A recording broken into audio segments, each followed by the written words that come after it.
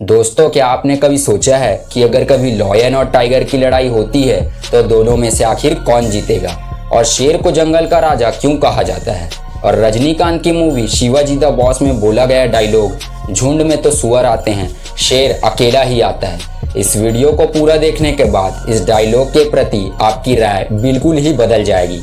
तो गाइज, आज की ये वीडियो काफ़ी इंटरेस्टिंग होने वाली है, तो वीडियो को एंड तक ज़रूर देखना। दोस्तों, शेर और बाघ की लड़ाई में कौन जीतेगा ये कहा जाना थोड़ा मुश्किल होगा। विशेष परिस्थितियों, शारीरिक तथ्यों और इतिहास में घटित कुछ घटनाओं से हम एक अनुमान लगा सकते हैं कि अगर इन दोनों जीवों की मुठभेड़ होती है तो दोनों में से आखिर कौन जीतेगा। चलिए शुरुआत करते हैं फ्रेंड्स इनके बेसिक डिफरेंसेस से। लॉयंस यानी शेर को जंगल का राजा कहा जाता है और इसका साइंटिफिक नेम है पैंथेरा लियो, और टाइगर का पैंथेरा टाइग्रिस। और आकार में इनके एवरेज डायमेंशन कुछ इस तरह होते हैं, जहां शेर लंबाई में थोड़ा बड़ा होता है और टाइगर चौड़ाई में। अब साइबेरियन टाइगर लंबाई में शेरों से भी बड़े होते हैं। अफ्रीकन लॉयन शेरों की प्रजाति के सबसे बड़े जीव होते हैं, जिनका एवरेज वेट 180 से 220 किलोग्राम तक होता है। अगर आपको देखना है कि ये एक इंसान की तुलना में कैसे दिखते हैं, तो ये है एक 6 फुट का इंसान और उसके बाजू में खड़ा एक अफ्रीकन लॉयन। टाइगर्स की बात करें तो बंगाल टाइगर सबसे ज़्यादा वाइडली पाए जाने वाले टाइगर्स हैं, जो बाघों के टोटल पॉपुलेशन के 80% है। बंगाल टाइगर्स का वजन ऑन एन एवरेज होता है 220 से 250 किलोग्राम तक। बंगाल टाइगर्स के सामने एक इंसान कुछ इस तरह दिखेगा।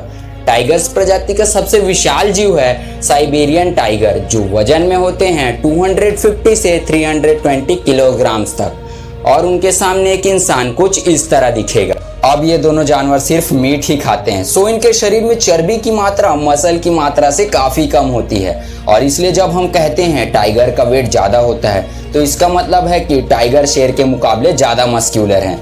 बात करें इनके बाइट फोर्स की, तो एक टाइगर अपने जबड़े से 180 किलोग्राम तक का बल उत्पन्न कर सकता है, और इनके 78 मिलीमीटर्स के केनाइन टूथ जो किसी भी जानवर की खाल उधेड़ सकता है। वहीं एक लॉयन अपने जबड़े से 160 किलोग्राम तक का बल उत्पन्न कर सकता है, और इनके केनाइन टूथ की लंबाई 70 मिलीमीटर जो टाइगर के केनाइन के मुकाबले कम है।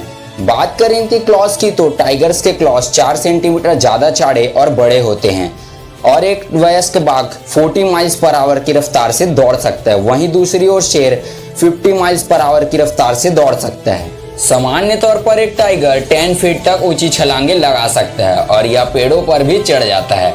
इसके अलावा टाइगर अच्छे तैराक भी होते हैं। वहीं दूसरी ओर शेर पानी से भी अनकंफर्टेबल महसूस करता है।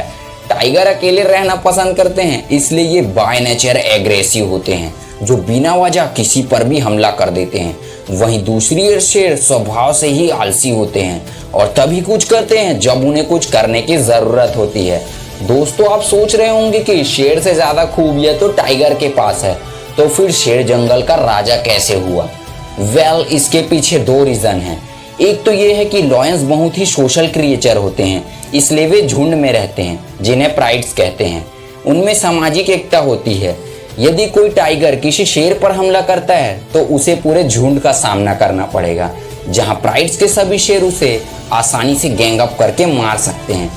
सो गाइस, अब आप कह सकते हैं कि मुन्ना, झुंड में तो शेर आते हैं, बाघ अकेला ही आता है। और दूसरा रीज़न ये है जो काफ़ी वियर्ड भी है, जैसा कि शेर टाइगर से कम ताकतवर होते हैं, लेकिन वे ब्लफ मारने में ज़्यादा आगे होते हैं। शेर स्वभाव से ही बहुत डोमिनेटिंग होते हैं, जो दूसरे जीवों पर अपना रोब जमाने की कोशिश करेंगे।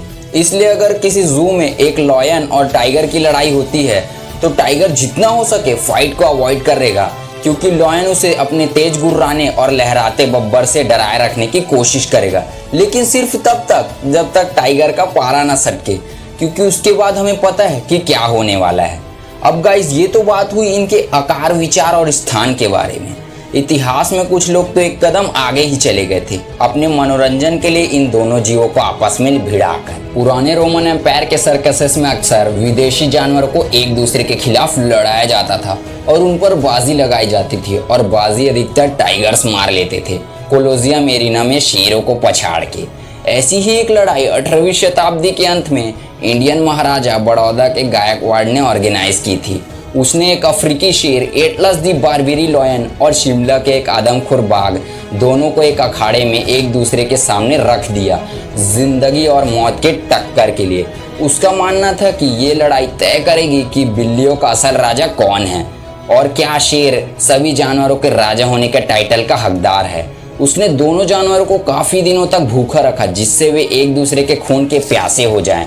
लड़ाई के अंत में टाइगर ने शेर को मौत के घाट उतार दिया। राजा ने लॉयन को बड़े ही सम्मान से दफनाया और टाइगर को बड़े ही सम्मान से द केज ऑफ ऑनर दिया। हाल ही में कुछ सालों पहले टर्की में एक लॉयन और टाइगर की लड़ाई हुई थी, जिसमें टाइगर ने शेर के बब्बर में अपने क्लॉज गड़ाकर उसके जुगुलर वेन को ही पंचर कर दिया और ब्लड लॉस होने के कारण शेर की मौत हो गई। इसके अलावा फ्रेंड्स, एनिमल ट्रेनर जैसे एलेक्स कॉर, एनिमल रिजर्व्स के ओनर्स, एनिमल रेस्क्यूअर्स और एवन नेशनल जियोग्राफिक चैनल की documentary the last lions of Asia सभी टाइगर्स को ही सपोर्ट करते हैं। और ये तो सिर्फ हम बंगाल टाइगर्स की ही बात कर रहे हैं। साइबेरियन टाइगर तो अलग ही मॉन्स्टर होते हैं जो पोलर बियर्स तक को मुंह तोड़ चुनौती दे सकते हैं। सो शेर का उनके सामने टिक पाने का सवाल ही नहीं आता। तो गाइज, आपके ओपिनियन में जंगल का असल राजा किसे कहा जाना चाहिए, टाइगर या फिर लॉयन? कमेंट सेक्शन में लिखना ना भूले।